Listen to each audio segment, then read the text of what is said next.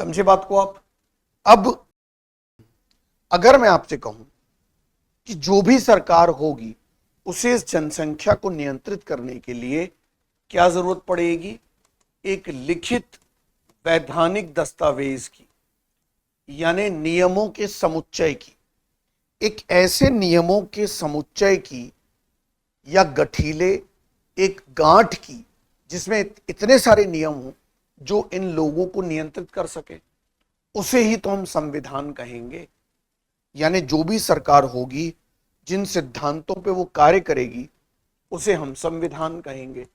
अगर मैं संविधान को दो भागों में बांट दूं, एक तरफ इसे मैं कह देता हूं संविदा और एक तरफ मैं कह देता हूं विधान, यानी एक ऐसा कॉन्ट्रैक्ट जो किसी विधि पर टिका हुआ है, एक ऐसा करार या समझौता जो विधि पर आधारित है।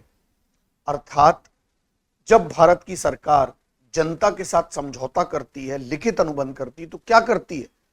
सरकार आपको बहुत सारे अधिकार देती है, आपको फ्लाईओवर्स दे रही है, सरकार आपको बहुत सारी सुविधाएं प्रदान कर रही है, लेकिन इसके बदले में सरकार आपसे टैक्स भी तो वसूलती है, आप पे नियम कायदे कानून लगाती है, तो वो विधान हुआ। और कॉन्ट्रैक्ट आपका ख्याल रखना। तो संविधान एक ऐसा लिखित वैधानिक दस्तावेज होता है जो संपूर्ण देश में व्याप्त राजनीतिक शक्तियों की अनुबंधता को बताता है, देश की वास्तविक परिस्थिति को बताता है, केंद्र राज्य संबंधों को बताता है, और साथ में क्या करता है? नागरिकों के अधिकारों को बताता है। कई देशों में लिखित संविधान होता है, कई देशों में अलिखित संविधान। जैसे ब्रिटेन में जाएंगे तो ब्रिटेन में अलिखित संविधान मिलने वाला है। अमेरिका पहला ऐसा देश था जो लिखित संविधान लाया, और भारत का संविधान तो विश्व का सबसे बड़ा लिखित संविधान है, मुझे बताने की आवश्यकता नहीं।